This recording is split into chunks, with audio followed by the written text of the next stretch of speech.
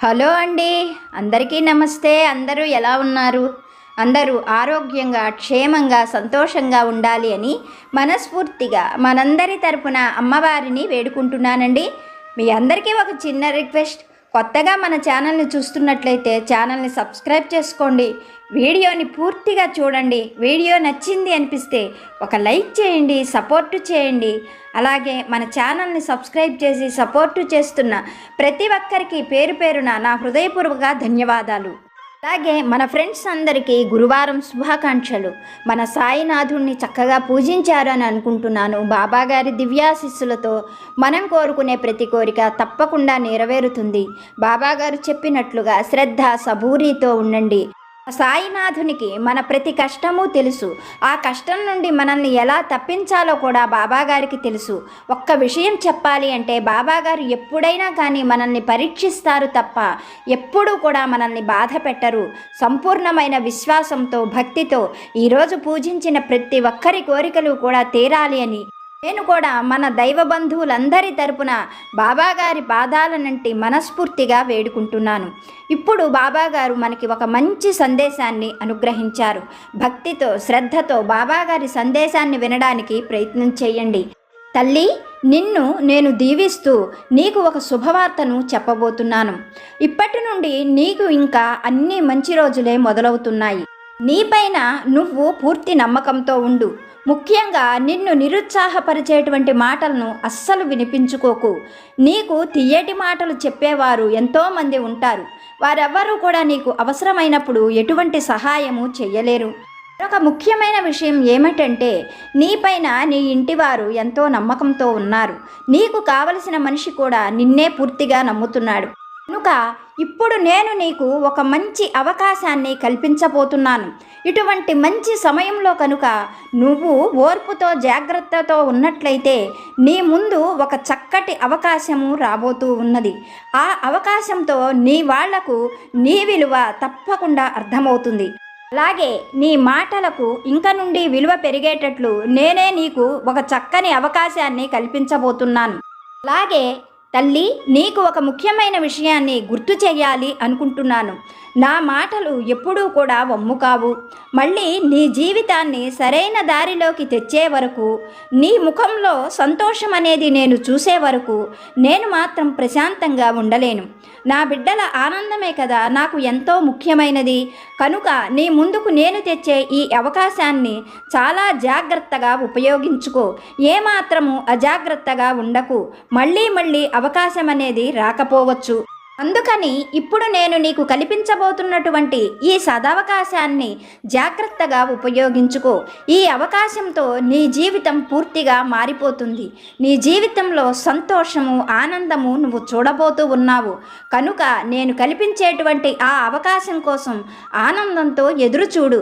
త్వరలోనే నీ జీవితంలో మధుర క్షణాలను చూడగలవు అని బాబాగారు ఒక మంచి సందేశాన్ని మనకి అనుగ్రహించబోతున్నారు. ఈ గురువారం నాడు బాబాగారు నుండి ఇంత గొప్ప సందేశాన్ని తెలుసుకోవడం నిజంగా మన అదృష్టం. భక్తితో బాబాగారు చెప్పే సందేశాన్ని ఆలకించండి. వీడియో చూసిన వాళ్ళు మాత్రం మర్చిపోకుండా ఒక లైక్ చేయండి, సపోర్టు చేయండి. మరి బాబాగారు చెప్పినటువంటి ఈ మాటలలోని సత్యాన్ని ఒక చిన్న కథ రూపంలో అర్థం చేసుకోవడానికి ప్రయత్నం చేద్దాము. పూర్వం ఒకప్పుడు గోపాలపురం అనే ఒక పెద్ద గ్రామం ఉండేది. ఆ గ్రామంలో శివయ్య శ్రేష్ఠి అనే ఒక గొప్ప వర్తకుడు ఉండేవాడు. శివయ్య శ్రేష్ఠి ఆ రోజులలోనే కష్టపడి వ్యాపారాన్ని అభివృద్ధి చేసుకుంటూ రూపాయికి రూపాయిగా పోగు చేసి లక్షల రూపాయలు సంపాదించాడు. అతని అదృష్టం కలిసి వచ్చి అతను పట్టుకున్నదల్లా బంగారంగా అయ్యేది. శివయ్య శ్రేష్ఠికి వివాహం జరిగిన చాలా సంవత్సరాల తర్వాత ఒక మగపిల్లవాడు కలిగాడు. ఆ పిల్లవాడికి విశ్వనాథుడు అని పేరు పెట్టి శివయ్య శ్రేష్ఠి చాలా బాగా గారాబంగా పెంచుకునేవాడు. అయితే శివయ్య శ్రేష్ఠికి కొడుకు పుట్టాడు అన్న ఉత్సాహం ఎంతో కాలం లేదు. కొడుకు పుట్టిన కొన్ని నెలలకే శివయ్య శ్రేష్ఠి భార్య కాలం చేసింది.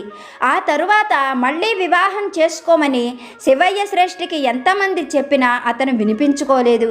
తనకు భార్య వస్తుంది కానీ ఆ పిల్లవాడికి తల్లి రాలేదు కదా అన్న ఉద్దేశంతో అతను వివాహం చేసుకోకుండా కొడుకుని ఎంతో గారాబంగా పెంచుకునేవాడు.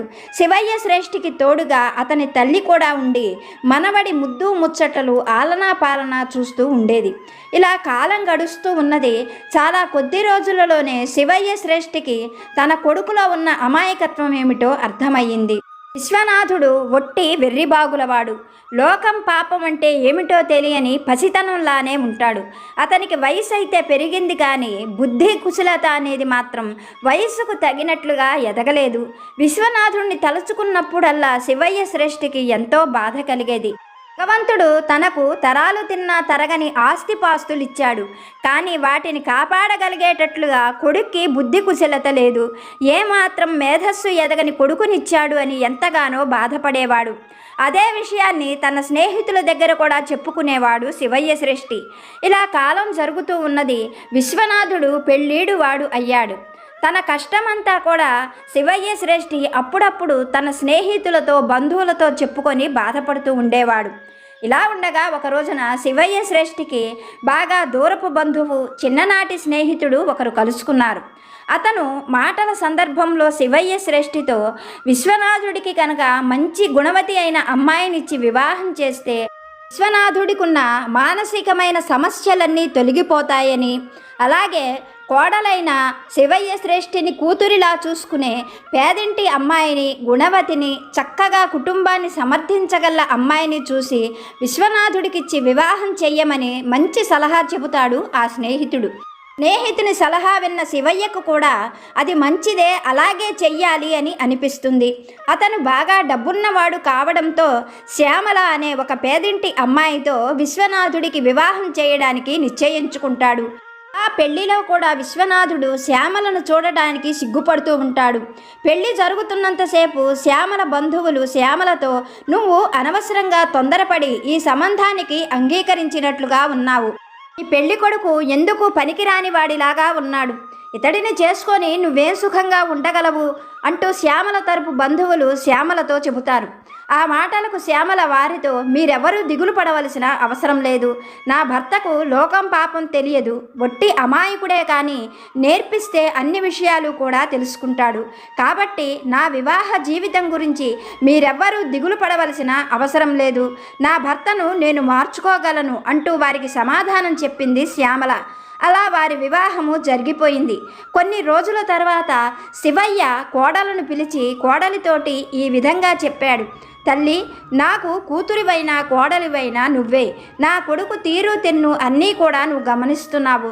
వాడు ఒట్టి వెర్రిబాగులవాడు. తెల్లనివి పాలు, నల్లనివి నీళ్లు అని అనుకుంటున్నాడు. అయితే నువ్వు ఎంతో సమర్థవంతురాలివి, తెలివైన దానివని నేను పూర్తిగా విశ్వసిస్తున్నాను. నా కొడుకును తీసుకొని కొంతకాలం పాటు నువ్వు తీర్థయాత్రలకు వెళ్ళు. అలా బయట ప్రపంచాన్ని చూస్తే అయినా వాడిలో బుద్ధిమాన్యం పోయి వాడికి కూడా తెలివితేటలు అబ్బుతాయేమో నేను ప్రయత్నం చేస్తున్నాను. అలాగే నీ సమర్థత పైన కూడా నాకు పూర్తిగా నమ్మకం ఉన్నది. కనుక మీకు మరొక మనిషి సహాయం అవసరం లేదని నేను అనుకుంటున్నాను. అందుకనే మీ ఇద్దరికీ తోడుగా మరి ఏ మనిషిని కూడా నేను పంపించడం లేదు. మీరిద్దరూ సంతోషంగా ఉండండి. అందుకని మీరిద్దరే తీర్థయాత్రలకు వెళ్ళడానికి మీకు కావలసిన దానికి రెట్టింపు ధనాన్ని తీసుకొని వెళ్ళండి. ఆ తీర్థయాత్రలలో ఏ దేవుడో దేవతో అనుగ్రహిస్తే నా కొడుకులో ఉన్న అమాయకత్వం పూర్తిగా తొలగిపోతుంది. వాడు మామూలు మనిషి అయితే చాలు.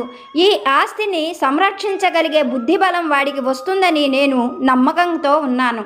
నీపైన నాకు పూర్తి నమ్మకము, విశ్వాసము ఉన్నాయి.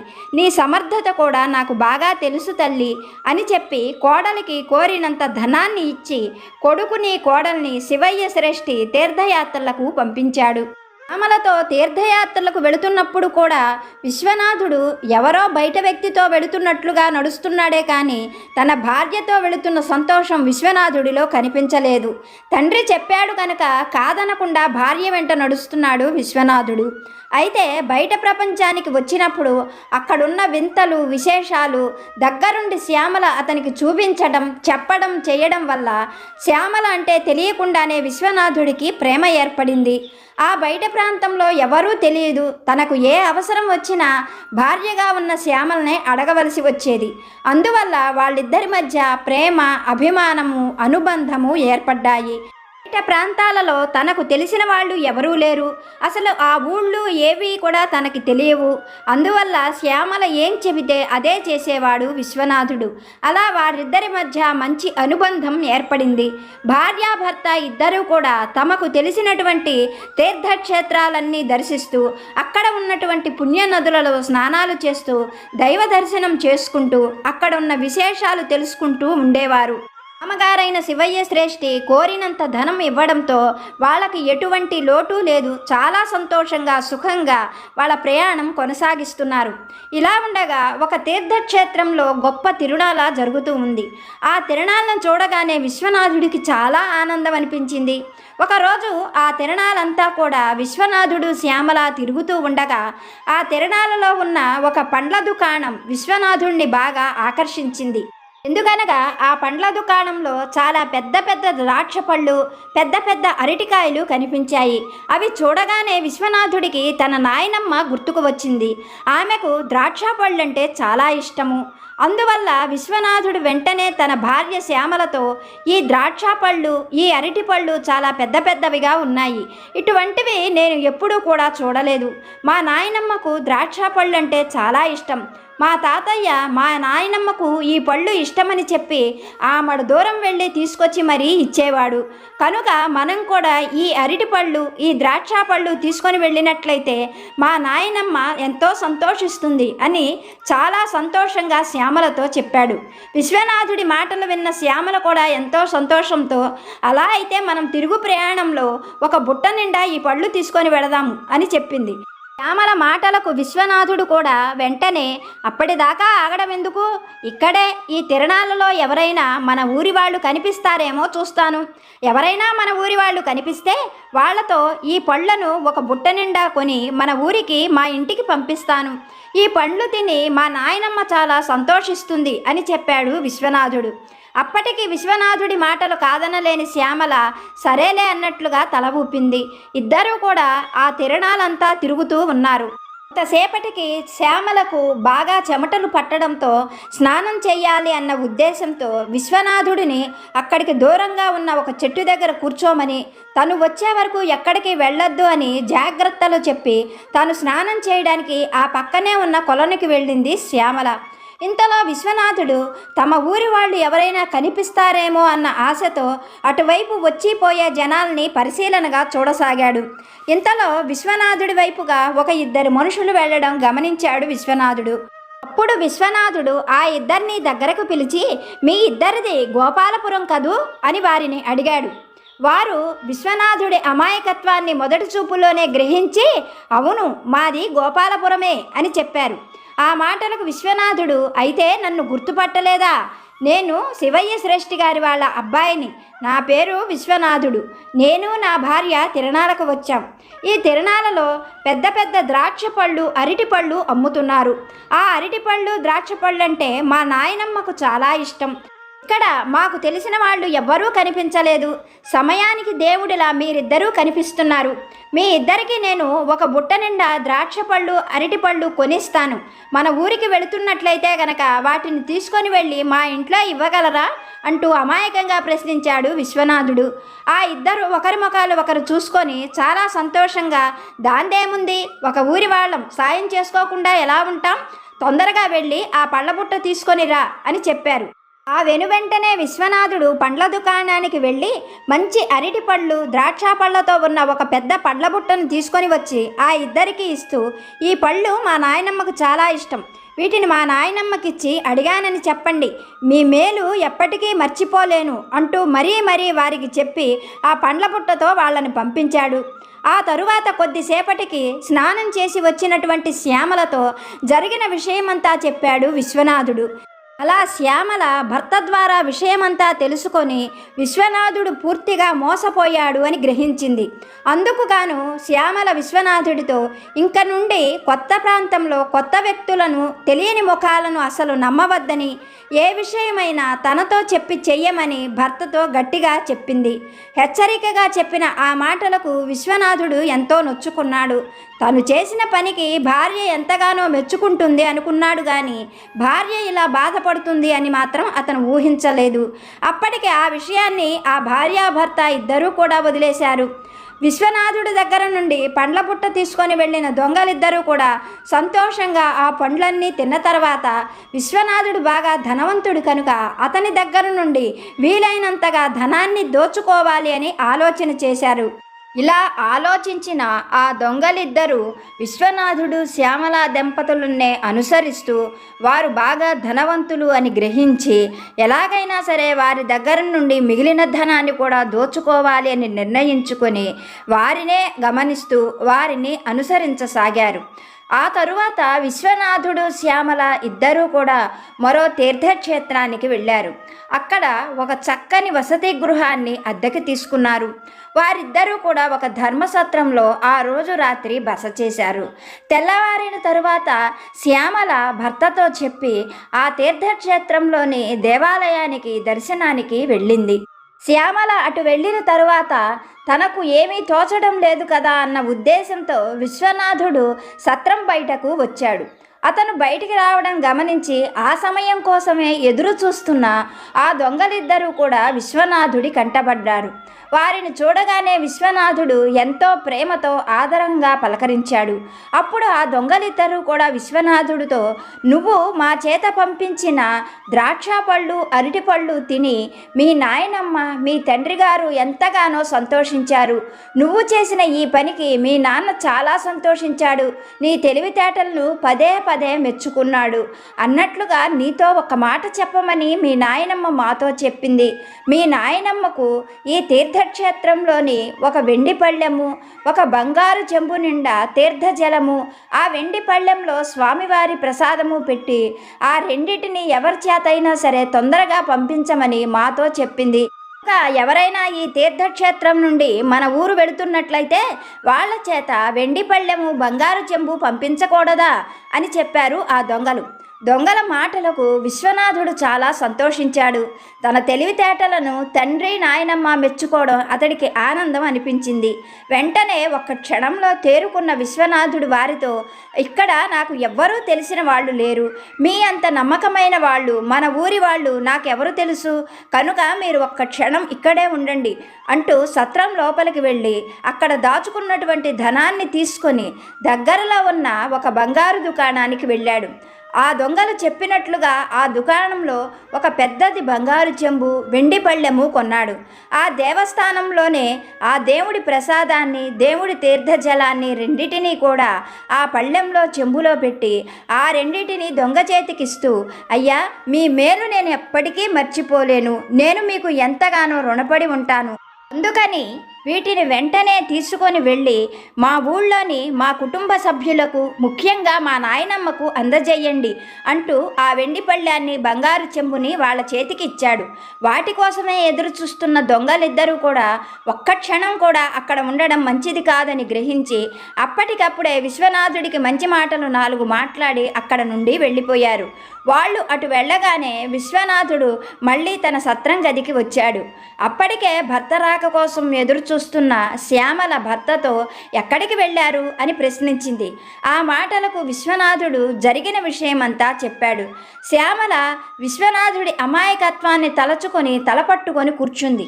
అప్పుడు విశ్వనాథుడు, నువ్వు ఒట్టి అనుమానపు మనిషివి, వాళ్ళు చాలా మంచివాళ్ళు, మనకు ఎంతగానో సహాయం చేస్తున్నారు, అలాంటి వాళ్ళ మంచితనాన్ని గుర్తించవేంటి అంటూ శ్యామల పైన ఒకంత కోప్పడ్డాడు విశ్వనాథుడు.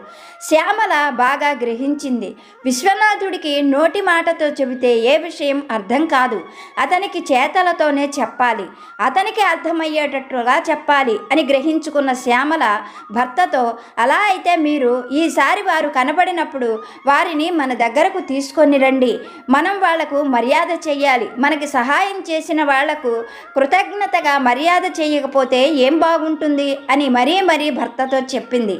అనుకున్నట్లుగానే దొంగలిద్దరూ విశ్వనాథుడి దగ్గర నుండి బంగారు చెంబు వెండి పళ్ళెం తీసుకొని సంతృప్తి పడక ఆ దంపతులిద్దరూ కూడా ఎట్లాంటి గొడవ చేయకుండా ప్రశాంతంగా ఉండడంతో వాళ్ళిద్దరూ వెర్రి బాగుల వాళ్ళు అని గ్రహించారు. వాళ్ళ దగ్గర నుండి మరికొంత ధనాన్ని దోచుకోవాలి అని ఆలోచన చేశారు. ముఖ్యంగా శ్యామల ఒంటి నిండా బంగారం ఉండడం ఆ దొంగలు గ్రహించారు.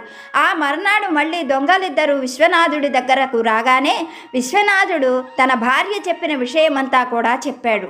వెంటనే దొంగలిద్దరూ విశ్వనాథుడితో పాటు భార్య శ్యామల ఉంటున్నటువంటి గది దగ్గరకు వచ్చారు. శ్యామల వాళ్ళిద్దరిని చూడగానే అమాయకురాలిగా నటిస్తూ లోపలికి పిలిచి దొంగలిద్దరికీ తినడానికి పలహారాలు పెట్టింది. వారితో, మీరిద్దరూ మళ్ళీ ఎప్పుడు మన ఊరు వెళతారు? మన ఊరు వెళ్లే ముందు ఒక్కసారి కనిపించండి. వీళ్ళ నాయనమ్మకు కాశీకాయల దండంటే ఎంతో ఇష్టం, అది చేయించి పంపించాలి. మీరు తప్ప ఇక్కడ తెలిసిన వాళ్ళు ఎవరూ లేరు కదా అని ఆ దొంగలతో చెప్పింది. దొంగలిద్దరూ ఒకరి ముఖాలు ఒకరు చూసుకుంటూ విశ్వనాథుడి కన్నా శ్యామల మరీ అమాయకురాలని తలుచుకొని వాళ్లల్లో వాళ్లే నవ్వుకుంటూ శ్యామలతో, మేము మరో 2 రోజుల్లో మన గ్రామానికి వెళతాము, వెళ్లే ముందు మీ దగ్గరకు తప్పకుండా వస్తాం, మిమ్మల్ని కలుసుకొని మీతో చెప్పకుండా మాత్రం వెళ్ళము అంటూ ఆ పలహారాలు పూర్తి చేసి అక్కడ నుండి వెళ్ళిపోయారు. వాళ్ళు అలా వెళ్ళగానే శ్యామల ఆ సత్రంలో ఉన్నటువంటి మిగిలిన గదుల్లో వాళ్ళందరికీ విషయం చెప్పి తనకు సహకరించమని వారిని కోరుకుంది. అక్కడ ఉన్నటువంటి వాళ్ళు కూడా అందుకు అంగీకరించారు. ఆ దొంగలు వచ్చే రోజు కొద్ది క్షణాల ముందుగానే శ్యామల తను అనుకున్నట్లుగా తమ మామగారి వయసున్న ఒక వ్యక్తిని, ఆయన తల్లి వయసున్న మరొక వ్యక్తిని తీసుకొని వచ్చి ఆ సత్రంలో కూర్చోబెట్టింది. వాళ్ళు అప్పుడే వచ్చినట్లుగా బయట చెప్పులు, ఒక చేతి సంచిని ఉంచింది. ఈ విషయాలేమీ తెలియని దొంగలు మళ్ళీ బంగారంతో ఉడాయించవచ్చు అన్న ఆలోచనతో శ్యామల ఉంటున్నటువంటి ఆ సత్రం గదికి వచ్చారు. వాళ్ళు రాగానే శ్యామల లోపలికి ఆహ్వానించి, వీళ్ళెవరో గుర్తుపట్టారా? వీళ్ళే మా మామగారు శివయ్య శ్రేష్ఠి, వారి తల్లిగారు. మీరు చేసిన సహాయం తలుచుకొని మాతో పదే చెబుతున్నారు, లోపలికి రండి అంటూ వాళ్ళని లోపలికి పిలిచింది. లోపలికి వచ్చిన దొంగలకు ఆ కొత్త మొహాలు ఎవరో అర్థం కాక తాము దొరికిపోయాము అని గ్రహించారు. శ్యామల తమను పట్టుకోవడానికి ఆలోచన చేసిందని అర్థమైన ఆ దొంగలిద్దరూ పారిపోవడం కోసం ద్వారం వైపు చూశారు. అయితే అప్పటికే సత్రం వాళ్ళు ఏర్పాటు చేసిన రాజభటులు వీళ్ళని పట్టుకెళ్ళడానికి సిద్ధంగా ఉన్నారు. విషయం గ్రహించిన దొంగలిద్దరూ శ్యామల కాళ్ళ మీద పడి తమను క్షమించమని, తాము దోచుకున్న సొమ్మంతా తిరిగి ఇచ్చేస్తామని ఎన్నో రకాలుగా బ్రతిమలాడసాగారు. భార్య చెప్పినట్లుగా ఇదంతా దూరం నుండి గమనిస్తున్న విశ్వనాథుడు వాళ్ళ మాటలకు చాలా కోపం వచ్చింది. వారిద్దరికీ దేహశుద్ధి చెయ్యగానే బయట నిలబడి ఉన్న రాజభటులు ఆ దొంగలిద్దరిని పట్టుకు వెళ్ళిపోయారు. అప్పుడు విశ్వనాథుడు శ్యామల దగ్గరకు వచ్చి, నాకు ఇప్పటికి కానీ లోకజ్ఞానం అర్థం కాలేదు, వాళ్ళను నమ్మడం నాదే తప్పు, ఇంక నుండి నువ్వు గీసిన గీటు నేను దాటటం అనేది జరగదు, ఈ జన్మలో నువ్వేం చెప్తావో నేను అదే చేస్తాను అని చెప్పాడు భార్యతో. భర్తలో వచ్చిన మార్పుకి ఎంతగానో సంతోషించిన శ్యామల భర్తతో, ఒక్క విషయాన్ని బాగా గుర్తుపెట్టుకోండి, మోసం చేసేవాళ్ళు అడుగడుగునా ఉంటారు. బంధువుల రూపంలో, స్నేహితుల రూపంలో, మనవాళ్ల రూపంలో కూడా ఉంటారు. కానీ మోసపోయేవాడిదే తప్పు. ఎవరు ఏం చెప్పినా వినకూడదు. ముఖ్యంగా ధనం విషయంలో జాగ్రత్తగా ఉండండి అంటూ భర్తను హెచ్చరించింది. మన సాయినాథుడు మనకు అందిస్తున్న గొప్ప సందేశం ఇదే. బాబాగారు చెప్పినట్లుగా కొంతమందికి ఎంత చెప్పినా వినిపించుకోరు. వాళ్లకు కళ్ళారా చూస్తే తప్ప, వాళ్ళ చెవులారా వింటే తప్ప కొన్ని విషయాలని అస్సలు నమ్మరు. అప్పుడైతేనే ఆ ఇంటి వాళ్లకు విలువనిస్తారు. బాబాగారు మనకు ఆ విషయాన్నే గుర్తు చేస్తున్నారు. తల్లి, నీ ఇంటివారు నీకు విలువనిచ్చేటట్లుగా, నీ మాటకు గౌరవం పెరిగేటట్లుగా నేను నీకు మంచి అవకాశాన్ని తప్పకుండా ఇస్తాను. నువ్వు ఆ అవకాశాన్ని వినియోగించుకొని నీ జీవితాన్ని సంతోషంగా మార్చుకో అని బాబాగారు మంచి సందేశాన్ని అనుగ్రహించారు. ఓకే ఫ్రెండ్స్, ఇప్పటి వరకు వీడియో చూసిన మీ అందరికీ పేరు పేరున నా హృదయపూర్వక ధన్యవాదాలు. వీడియో నచ్చితే ఒక లైక్ చేసి సపోర్టు చేయండి. మరొక మంచి వీడియోతో బాబాగారి ఆశీస్సులతో మళ్ళీ కలుసుకుందాం. సర్వేజన సుఖినో భవంతు.